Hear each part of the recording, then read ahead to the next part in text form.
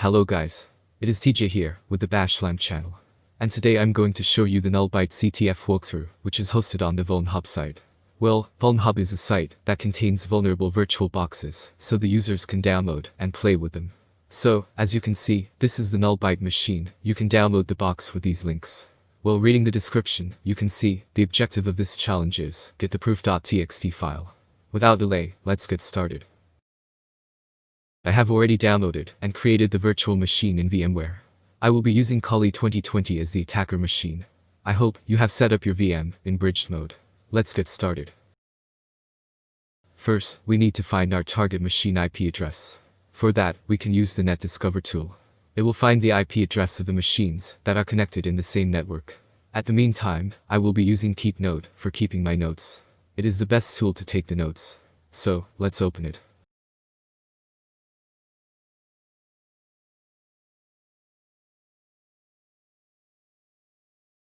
Now that we have the IP address, let's try to ping that IP. Yes, it is working. Now, let's update our notes with the machine IP and the tool name.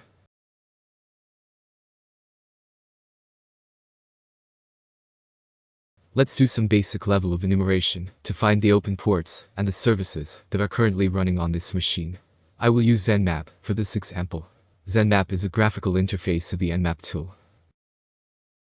Initially, let's use the quick scan to detect the open ports. We got the results. We can see there are two open ports available. One is port 80, and other one is 111. Let's copy that into our notes.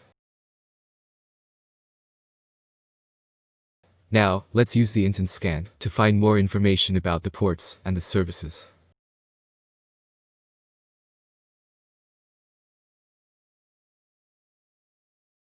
Aside from TCP and RPC, SSH running on port 777, which is weird, because normally SSH is running on the port 25, so they have modified the port.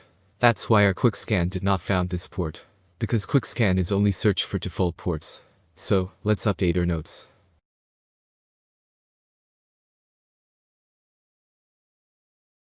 Apart from the services, we got the version number as well, which is really awesome.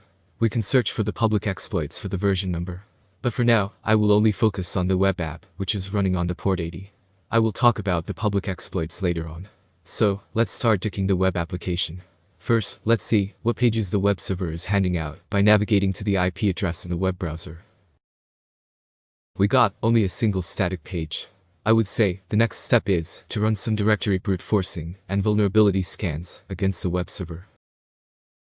So let's use GoBuster for the directory brute forcing. We will be using the directory mode.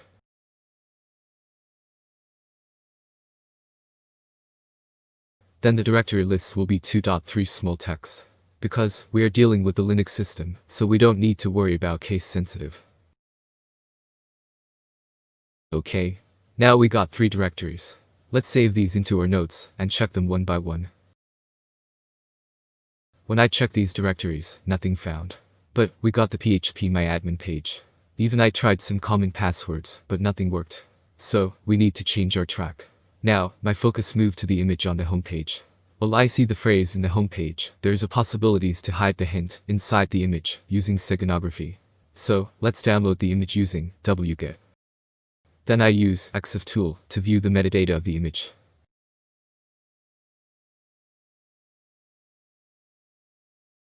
It seems we have looked out and discovered what appears to be some sort of cipher hidden in the comments section of the EXIF data. Now admirably, I spent a fair amount of time playing with this string. I tried using it as an SSH password and phpMyAdmin password, and also I thought this string as some sort of an encoded value. After many failed attempts, I tried a bit of a desperate attempt and used it as a directory name on the web server. And, finally, it worked.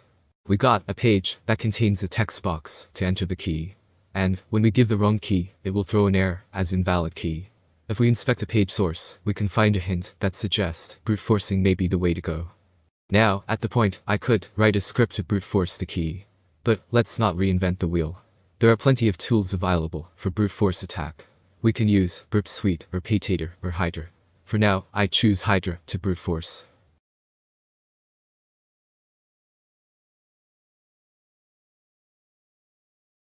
Let's use Hydra.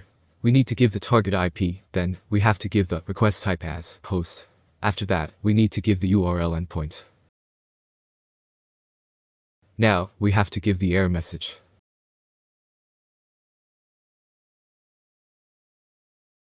Then, we will use the Rocky word list to brute force it.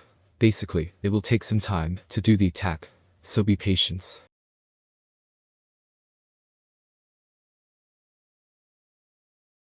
Now, we have successfully obtained the key.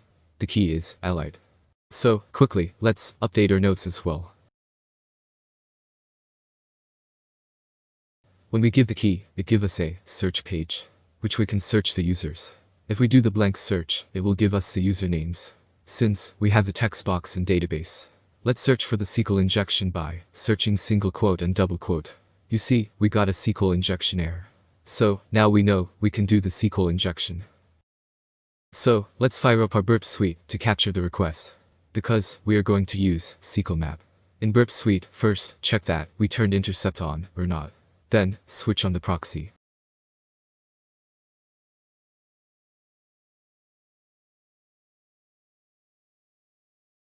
Now we captured the request. Let's save this request in a text file. Okay. Now let's launch the attack using SQL map. First type SQL map, then the captured request. After that we will give $DPS to see the available databases. We got the database names. Database name set is looking good. So, let's enumerate that deeply. Then, I found the table name called user. So let's see the user details. Now further, we will dump all columns details from the user table. As a result, we have the username and password.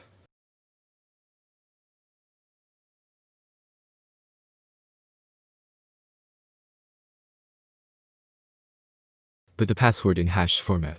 So, let's find the hash type using hash identifier tool. Hash identifier couldn't find the hash type, so it can be a base 64 encoded format. Let's try to decode it in our terminal. Now, we found the actual hashed value. So, let's check this with hash identifier tool again. As per the result, the password is in MD5 format. So we can crack it using this site and give the MD5 value there. Then, it will show you the original password.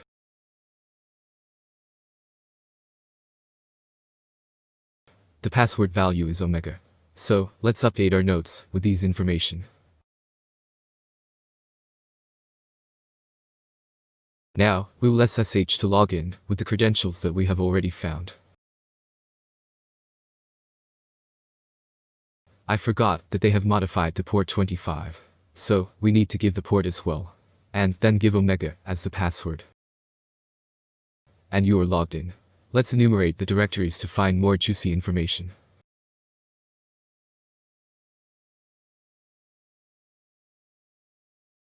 I found that hidden directory inside the web server. Then, I looked at those files, and I found the phpMyAdmin password. Since we got access to the database. We don't need this, but let's copy that into our notes, and then try to log in with phpMyAdmin. We already know these informations. So let's continue our enumeration process. I found the original main.gif file inside the web server. When I looked at with the exif tool, there is no comment section, so the owner has modified this file into another file name called main.gif file. When I enumerate for binaries, I found that SUID-bit enabled for the var/www/backup/progwatch, which was quite attention-grabbing. So, I decide to explore it for further steps. So, when I run the progwatch binary, it looks like the progwatch file is trying to run ps command, and this is a genuine file inside /bin for process status. So, it is the time for privilege escalation. The most important things, which could be considered here that the author has set SUID-bit on for progwatch, and it could be any small script file, which is calling the system function, such as ps. You can see, we got the same output when I run the ps command. If you want to know how they made progwatch file, let's create this script file.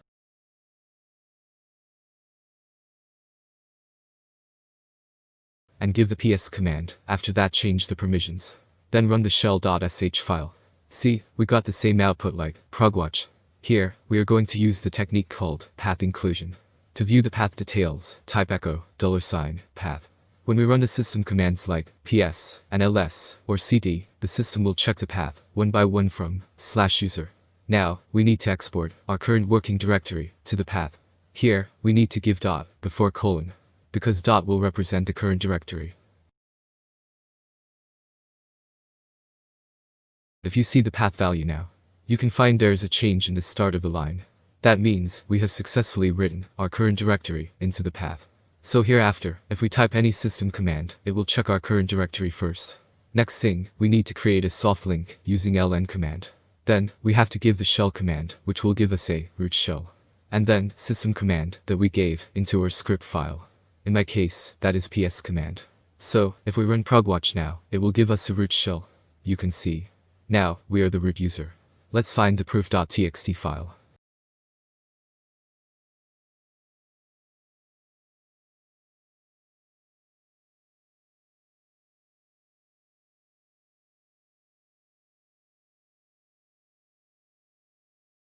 That's it guys, we cracked the machine using path inclusion techniques.